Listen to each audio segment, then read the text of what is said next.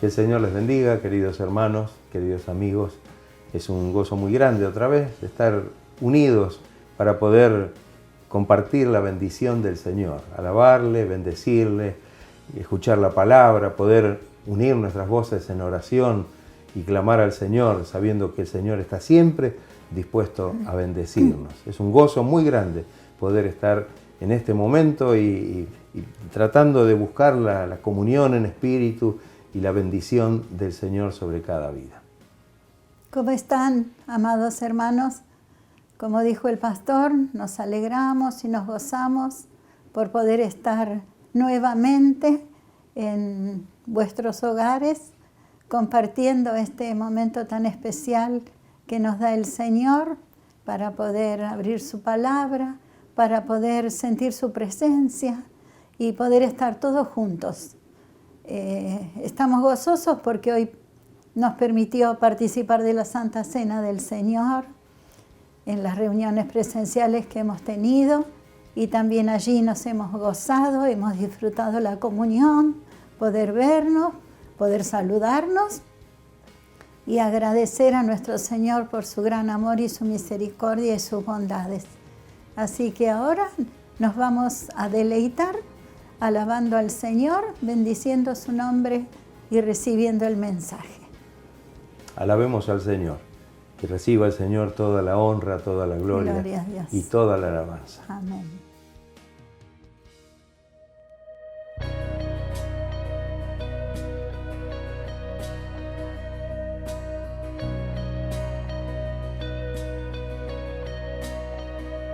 Aunque yo esté en el valle de la muerte y dolor, tu amor me quita todo temor.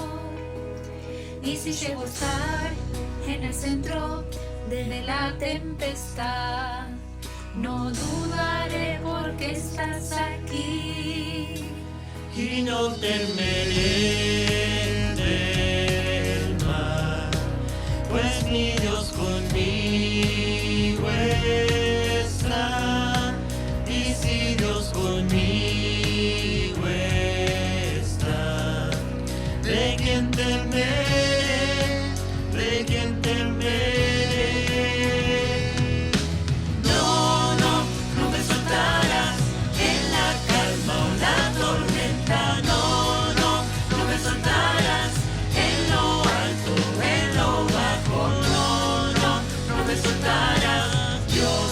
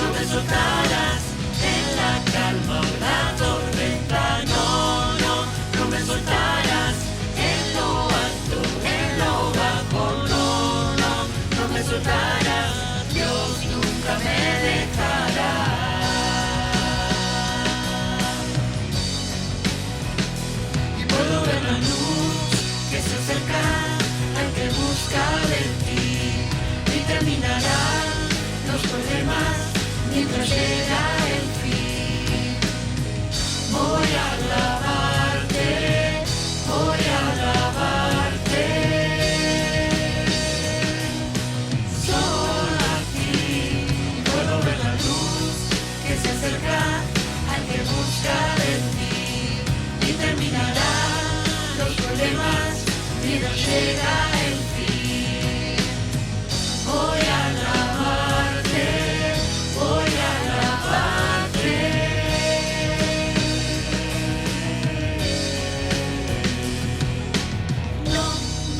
No me soltarás en la calma o la tormenta. No me soltarás en lo alto, en lo bajo. No me soltarás. Dios nunca me dejará.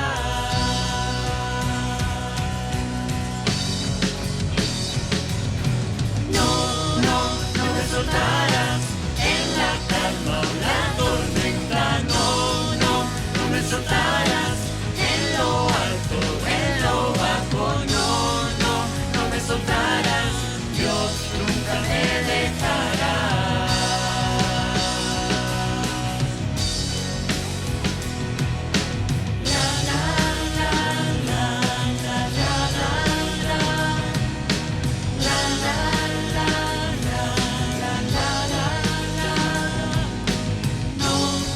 No me soltarás. Dios nunca me dejará. Dios nunca me dejará.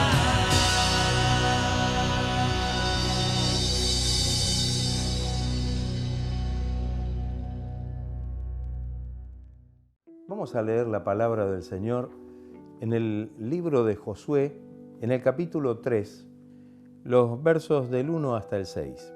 Y dice así la palabra del Señor. Josué se levantó de mañana y él y todos los hijos de Israel partieron de Sittim y vinieron hasta el Jordán y reposaron allí antes de pasarlo. Y después de 3 días los oficiales recorrieron el campamento y mandaron al pueblo diciendo: cuando veáis el arca del pacto de Jehová, vuestro Dios, y los levitas sacerdotes que la llevan, vosotros saldréis de vuestro lugar y marcharéis en pos de ella, a fin de que sepáis el camino por donde habéis de ir, por cuanto vosotros no habéis pasado antes de ahora por este camino. Pero entre vosotros y ella haya distancia como de 2000 codos, no os acercaréis a ella. Y Josué dijo al pueblo: santificaos, porque Jehová hará mañana maravillas entre vosotros. Y habló Josué a los sacerdotes diciendo: tomad el arca del pacto y pasad delante del pueblo. Y ellos tomaron el arca del pacto y fueron delante del pueblo. Amén. Un hermoso pasaje que nos muestra cuando el pueblo de Israel entraba en la tierra que Dios le había prometido. Era necesario cruzar el Jordán. Este mensaje, esta reflexión en la palabra nos lleva, digamos, con una meta, y es poder realmente cruzar el Jordán. Cuando el pueblo de Israel salió de Egipto, perseguido por el ejército de Faraón, se enfrentó con el primer desafío, que fue cruzar el Mar Rojo. Dios abrió las aguas del mar y los israelitas pasaron en seco. Dios hizo una obra maravillosa. Fue un acontecimiento sorprendente del poder de Dios para liberar a su pueblo. Dejaron atrás el pasado de esclavitud, el pasado de idolatría. Después de 40 tediosos años de travesía por el desierto, esos 40 años fueron causados por la incredulidad y la rebeldía de su corazón. Dios decide de todas maneras introducir al pueblo en la tierra prometida, y ahora en esta instancia por mano de Josué. Cuando leemos en Josué capítulo 1, versos 1 y 2, dice la palabra: aconteció después de la muerte de Moisés, siervo de Jehová, que Jehová habló a Josué, hijo de Nun, servidor de Moisés, diciendo: mi siervo Moisés ha muerto, ahora pues levántate y pasa este Jordán, tú y todo este pueblo, a la tierra que yo les doy a los hijos de Israel. Ahora debían cruzar el río Jordán, avanzar para poseer la tierra prometida, y aquí también se vio una maravilla que Dios hizo, un mover de la mano poderosa del Señor, dividiendo las aguas del río Jordán, para que el pueblo pudiera pasar en seco y comenzar a avanzar en la tierra que Dios les había dado. Pero esto es algo maravilloso, ¿no? Cuando salieron de Egipto, el Señor les abrió las aguas del Mar Rojo para que pasaran en seco y realmente huyeran de aquel lugar. Y ahora, para entrar en la tierra, el Señor les divide las aguas del río Jordán para que ellos pudieran pasar. Dice en Josué capítulo 3, verso 16, las aguas que venían de arriba se detuvieron como en un montón, y las que descendían al mar de Arabá, al mar salado, se acabaron y fueron divididas, y el pueblo pasó en dirección de Jericó. Así que Dios hizo un milagro maravilloso. Esto muestra que Dios está siempre dispuesto a hacer lo que ha prometido si nosotros hacemos nuestra parte y si nosotros cumplimos lo que realmente nos toca a nosotros. La parte que le correspondía al pueblo era tomar la actitud de fe y de obediencia a la palabra del Señor. El Señor les había prometido y ahora debían moverse mediante una actitud de fe. Israel tenía la oportunidad de cruzar el río Jordán hacia un futuro conforme al propósito, al maravilloso propósito de Dios, o quedarse en la orilla del río en señal de desobediencia e incredulidad, y podríamos decir con las manos vacías, sin alcanzar absolutamente nada de lo que Dios le había prometido. Pero como una evidencia de fe, el pueblo de Israel en ese momento, determinó obedecer y cruzar el río Jordán. Una decisión correcta, una decisión positiva de avanzar hacia su futuro con valentía para alcanzar la promesa que el Señor les había hecho. Cruzar entonces el Jordán significa dejar atrás lo que somos para llegar a ser lo que Dios quiere que seamos. Dejar atrás el lugar donde estamos para poder llegar al lugar que Dios tiene para nosotros por delante. La primera generación de israelitas que salió de Egipto no pudo cruzar el Jordán. Si bien cruzaron el Mar Rojo cuando salieron de Egipto, no pudieron cruzar el Jordán. Sí lo pudo hacer la segunda generación, que nació en el desierto. Si observamos el comportamiento del pueblo en ambas experiencias, hay una gran diferencia, una diferencia apreciable. Frente al Mar Rojo, la primera generación, el pueblo recién liberado de la esclavitud, saliendo de Egipto, llega al Mar Rojo y se confunde, reclama con desesperación. Cuando leemos en el libro de Éxodo, capítulo 14, versos 11 y 12, dice el texto, y dijeron a Moisés, ahí ya frente a las aguas del Mar Rojo, ¿no había sepulcros en Egipto que nos has sacado para que muramos en el desierto? ¿Por qué has hecho así con nosotros que nos has sacado de Egipto? ¿No es esto lo que te hablamos en Egipto diciendo, déjanos servir a los egipcios? ¿Por qué mejor nos fuera servir a los egipcios que morir nosotros en el desierto? Miren cuál fue la actitud de ellos. Llegaron al impedimento, sí era un impedimento, pero Dios estaba con ellos. Sin embargo, se quejaron. Sin embargo, se quejaron con Moisés, se quejaron de Dios. Cuando Dios abre las aguas del mar, entonces avanzan con gran urgencia, porque evidentemente necesitaban llegar del otro lado. Y ya habiendo salido del otro lado del mar, libres ya del asedio del ejército de Faraón, entonces sí, creyeron, temieron y celebraron con panderos y danzas, dice el texto. En Éxodo 15:20 dice, y María la profetisa, hermana de Aarón, tomó un pandero en su mano y todas las mujeres salieron en pos de ella con panderos y danzas. Pero muy pronto, al entrar en el desierto, todo esto se olvidó, quedó en el olvido. Y murmuraron otra vez contra Moisés, se quejaron y se rebelaron contra Dios. Y esto fue durante toda su travesía, y por eso esa generación, esa primer generación que salió de Egipto, quedaron postrados en el desierto. La segunda generación, la que nació en el desierto, cruza el Jordán, pero en realidad hay una gran diferencia con el otro pueblo. Este es un pueblo que en realidad no murmura, no se queja, ni reclama, sino que avanzó en obediencia a Dios, anhelando la bendición que Dios les había prometido. Y al estar al otro lado, cuando cruzaron, no hubo ni celebraciones, ni panderos, ni danzas como hicieron la vez anterior. Tal vez podemos ver lo que nos dice la palabra, pero por orden de Dios, Josué convocó a todos los varones después que cruzaron para ser circuncidados, pues los que nacieron en el desierto no habían pasado por este rito.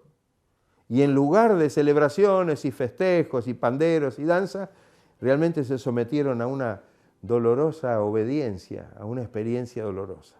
Josué 5, 7 y 8 dice, Josué los circuncidó, porque no habían sido circuncidados por el camino. Y cuando acabaron de hacer esto, se quedaron en el mismo lugar, en el campamento, hasta que sanaron. Fíjese que hay una actitud totalmente diferente de esta segunda generación, que fueron los que pudieron cruzar y pudieron entrar en la tierra prometida. Esta nueva generación estaba dispuesta a avanzar como un ejército preparado para la conquista, preparado para recibir y para poder asirse de aquello que Dios les había prometido y desalojar de esta manera a los que habitaban esa tierra. La primera generación, con su espíritu de queja, de murmuración, no hubiera podido realmente llegar a esta experiencia. Lo cierto es que en esta instancia, dice en los versículo 1 y versículo 2, dice, Josué se levantó de mañana y él y todos los hijos de Israel partieron de Sittim y vinieron hasta el Jordán y reposaron allí cerca de la orilla del Jordán antes de pasarlo. Y después de 3 días los oficiales recorrieron el campamento. Así que estuvieron 3 días reposando en ese lugar. Los oficiales luego recorren el campamento, indicando al pueblo la forma en que debían cruzar. Miren qué orden comparado con lo otro, ¿no? Yo me imagino la cruza del Mar Rojo, que cuando se abrieron las aguas, el pueblo habrá entrado como en una estampida y fue toda una situación entre quejas y luego realmente, si bien fue un momento de victoria y de gran salvación que Dios les dio, pero había una efervescencia. Aquí hay reposo. Me viene a la mente el texto de la carta a los Hebreos, cuando se menciona, el escritor de la carta a los Hebreos, de que la tierra prometida para los israelitas era entrar en el reposo que Dios les había dado. Qué maravilloso, ¿no?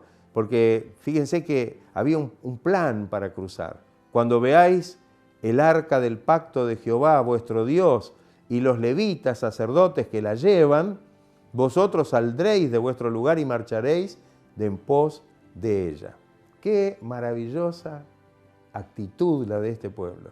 Este es un pueblo distinto, reposado, que está esperando que el arca se mueva, es decir, está esperando la dirección y la orden de Dios. Todos miraron como los sacerdotes levantaron el arca, esperando el tiempo justo para poder entonces marchar ordenadamente y seguir el arca. Esta nueva generación tenemos que decir que agradó al Señor. Y nosotros en este sentido verdaderamente tenemos que aprender de esta experiencia de ellos, porque todo lo que está escrito en la palabra a nosotros nos sirve de experiencia también.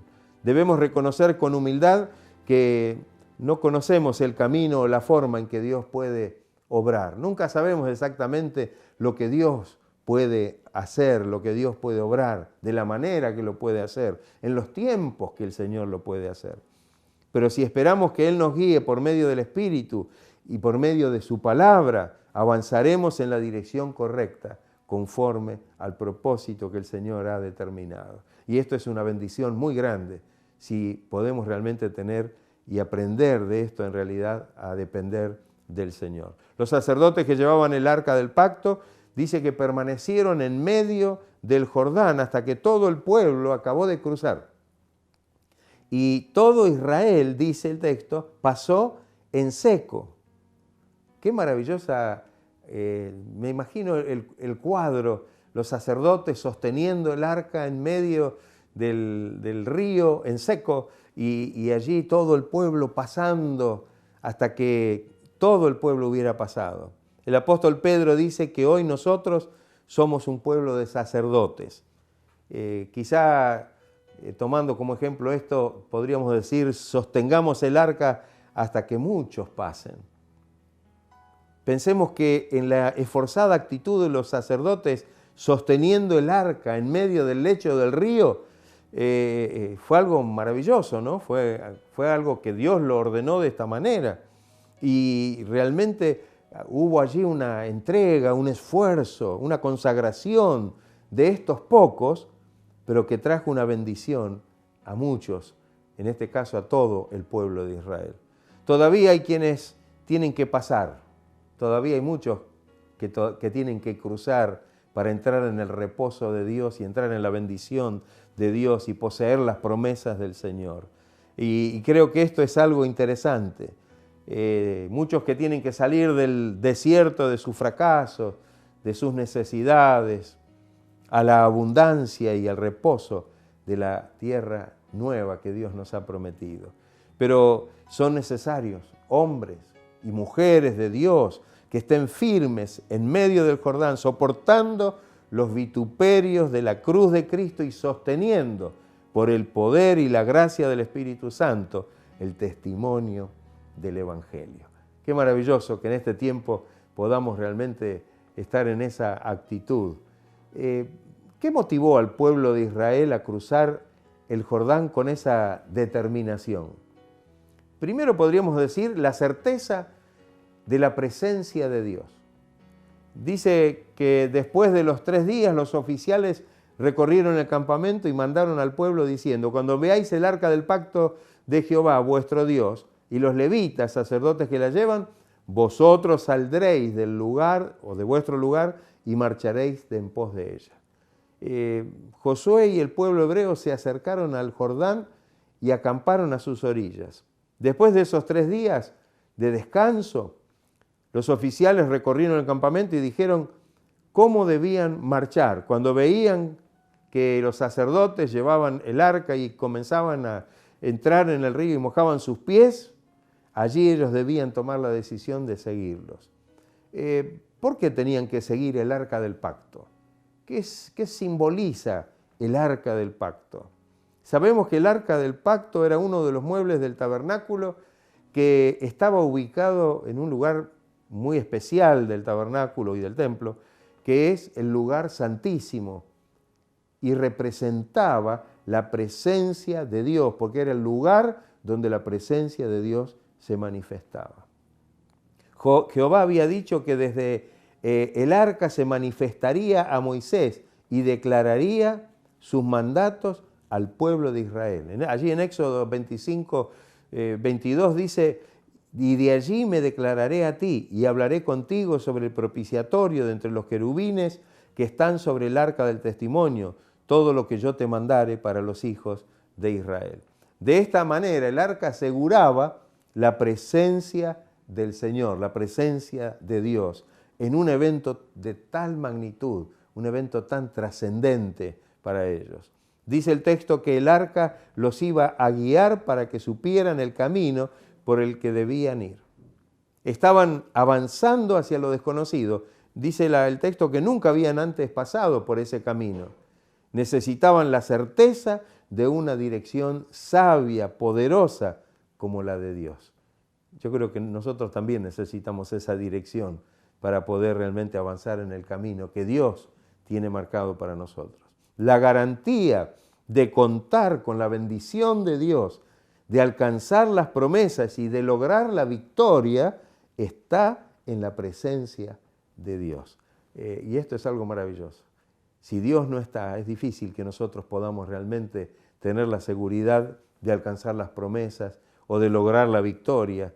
Necesitamos tener la seguridad de que allí está la presencia del Señor. Después de la terrible experiencia de Moisés al bajar del monte Sinaí con las tablas de la ley escritas, como dice la palabra, por el dedo de Dios, y ver al pueblo corrompido, adorando al becerro de oro, y el mal, el terrible mal que esto trajo sobre ellos, Moisés intercede ante la presencia de Dios y recibe la confirmación de avanzar y de introducir al pueblo en la tierra prometida. Dios le dijo: mi presencia irá contigo y te daré descanso, te daré reposo. Mire, a Moisés ya se lo había anticipado. Y Moisés respondió: si tu presencia no ha de ir conmigo, no nos saques de aquí. Qué importante, ¿no? No estaba dispuesto Moisés a salir de allí si la presencia de Dios no iba delante de ellos y con ellos. De la misma manera, hoy nosotros necesitamos que la presencia y la guía del Señor pueda estar realmente llevando y conduciendo nuestra vida, que podamos de esta manera seguir las huellas de Cristo, las pisadas del Maestro. El apóstol Pedro dice: pues para esto fuisteis llamados, porque también Cristo padeció por nosotros, dejándonos ejemplo, para que sigáis sus pisadas. Qué hermoso que podamos tener esta convicción en nuestro corazón. La segunda cosa, la certeza de una verdadera consagración personal. Esto es algo importante, ¿no? A esa pregunta, ¿qué motivó al pueblo de Israel a cruzar con esa determinación el río Jordán? Bueno, la segunda cosa es la certeza de una verdadera consagración personal. Josué dijo al pueblo, mire lo que le dijo antes de cruzar: santificaos, porque Jehová hará mañana maravillas entre vosotros. Dios exige santidad a los que son de Él. ¿Sabía eso? Dios exige santidad a los que son de Él. Cuando Jehová dispuso revelarle al pueblo los 10 mandamientos, pidió que se santificara el pueblo. Dice que Jehová dijo a Moisés: ve al pueblo y santifícalos hoy y mañana, y laven sus vestidos y estén preparados para el día tercero, porque el tercer día de Jehová descenderá a los ojos de todo el pueblo sobre el monte Sinaí. Pero debían santificarse. Cuando David hace traer por los levitas el arca del pacto desde la casa de Obed-edom a Jerusalén, les dice a los sacerdotes: vosotros que sois los principales padres de la familia de los levitas, santificaos vosotros y vuestros hermanos, y pasad el arca de Jehová, Dios de Israel, al lugar que le he preparado. Así los sacerdotes y los levitas se santificaron para traer el arca de Dios, del Dios de Israel. Qué importante esto, ¿no? Cómo necesitamos tomar en cuenta que debemos realmente, si queremos apropiarnos de la bendición y de todas las promesas y las victorias que Dios tiene por delante, que debemos santificar nuestra vida al Señor. No podemos esperar la manifestación del poder de Dios en nuestra vida si aún seguimos estando arraigados a nuestros pecados, vicios, malos hábitos y costumbres mundanas. No podemos de ninguna manera esperar que la presencia de Dios se manifieste y nos guíe. El apóstol Pablo dice a los creyentes de Corinto: así que, amados, puesto que tenemos tales promesas, limpiémonos de toda contaminación de carne y de espíritu, perfeccionando la santidad en el temor de Dios. Tenemos tantas promesas, pero limpiémonos, perfeccionemos la santidad en el temor de Dios para poderlas realmente tomar y poderlas disfrutar. Las cosas de Dios son santas. Acá vamos a mirar algunos versículos para finalizar. Las cosas de Dios son santas. En 2 Crónicas 31:18 dice: eran inscritos con todos sus niños, sus mujeres, sus hijos e hijas, toda la multitud, porque con fidelidad se consagraban a las cosas santas, las cosas de Dios. Necesitamos consagrarnos a ellas porque son cosas santas. Su ley es santa. La palabra, la ley de Dios es santa. De manera que la ley, dice el apóstol Pablo cuando le escribe a la iglesia de Roma, la ley a la verdad es santa. y el mandamiento santo, justo y bueno. Qué importante esto, ¿no? Su llamamiento a nuestra vida es un llamamiento santo. Dice el apóstol Pablo cuando le escribe a Timoteo en su segunda carta, quien nos salvó y nos llamó con llamamiento santo, no conforme a nuestras obras, sino según el propósito suyo. Nuestro servicio, nuestro sacerdocio debe ser un sacerdocio santo. El apóstol Pedro en su primera carta dice, vosotros también, como piedras vivas, sed edificados como casa espiritual y sacerdocio santo, para ofrecer sacrificios espirituales aceptables a Dios por medio de Jesucristo. Nuestras reuniones son santas. Dice el libro de Joel, capítulo 2, verso 16, reunid al pueblo, santificad la reunión, juntad a los ancianos, congregad a los niños y a los que maman, salga de su cámara el novio y de su tálamo la novia. Nuestra reunión realmente deben ser santas. Nosotros somos sus santos. Salmo 37, 28 dice, porque Jehová ama la rectitud y no desampara a sus santos. Para siempre serán guardados. ¡Qué maravilloso! Somos sus santos. Hay otro salmo hermoso que dice, para los santos que están en la tierra y para los íntegros, dice Dios, es toda mi complacencia, es todo mi agrado. Dios dice allí en la primera carta de Pedro, y lo dice de una manera imperativa, sed santos porque yo soy santo. Dios es un Dios santo y necesitamos nosotros ser el reflejo de esa santidad. Por esto dice la Escritura, de una manera muy hermosa, y el mismo Dios de paz os santifique por completo y todo vuestro ser, espíritu, alma y cuerpo, sea guardado irreprensible para la venida de nuestro Señor Jesucristo. Allí en primera carta a los tesalonicenses. Qué hermoso, ¿no? Que el mismo Dios nos santifique por completo, dice la palabra. Hermanos, amigos, que podamos tomar conciencia de esta verdad, que estemos dispuestos a cruzar el Jordán con una verdadera actitud de fe, de obediencia, y sigamos avanzando hacia una vida victoriosa, pero en santidad, consagrando nuestra vida, consagrando todo nuestro ser, espíritu, alma y cuerpo, para la gloria y para la honra del Señor. La presencia del Señor es la absoluta garantía que nosotros tenemos. Que el Señor nos ayude, que la gracia del Señor pueda estar obrando, que podamos de esta reflexión, de este mensaje, poder hacer nuestra esta enseñanza, esta palabra, y que podamos realmente hacer lo que hemos escuchado. Un pueblo que Dios quiere darle la bendición, un pueblo que se debe gozar en la presencia, en la guía del Señor, y un pueblo que realmente pueda tener la certeza de una verdadera consagración personal para alcanzar todo lo que Dios tiene preparado para cada uno de nosotros. Que Dios esté bendiciendo a cada uno, que la gracia del Señor los esté fortaleciendo y que miremos con atención la palabra. Y hermanos, crucemos el Jordán, porque allí el Señor tiene preparado nuestro reposo, nuestro descanso, la posesión, las promesas y todo aquello que Él tiene prometido en la palabra para nosotros. Que Dios los bendiga ricamente, que la gracia del Señor pueda estar obrando con poder en cada corazón.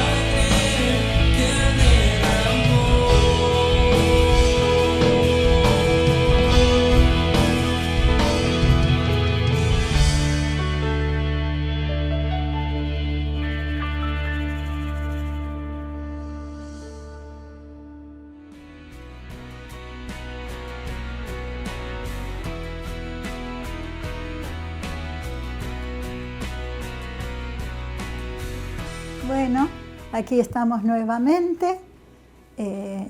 Gracias a Dios por su gran bendición, porque otra vez estuvo presente en nuestro encuentro, otra vez estuvo allí para que nos gocemos y nos alegremos en su nombre. Hemos tenido una semana un poco difícil con algunos hermanitos un poco enfermitos, pero están en nuestro corazón y en nuestras oraciones, y como cuerpo de Cristo y como iglesia nos vamos a unir para orar, para que Dios levante al que no está bien, que se puedan recuperar pronto, y nuestros hermanos que están pasando por un momento más dificultoso, ahí estamos, confiando en que la poderosa mano de nuestro Señor va a hacer la gran obra y los va a levantar. Vamos a estar todos unidos, entonces, orando al Señor. Tal vez tenemos peticiones en nuestro corazón. Amén. Para presentar delante del Señor, y qué bueno que tengamos este tiempo de oración, de unir Amén. Nuestros corazones, nuestras almas en la presencia del Señor y poder hacer, como dice la palabra, hacer conocer nuestras peticiones delante del Señor.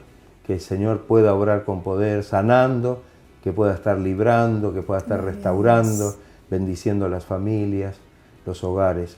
Todos unidos vamos a hacer ahora esta oración. Señor, te damos muchas gracias por este tiempo maravilloso que nos has permitido, Señor, estar reunidos a través de este medio.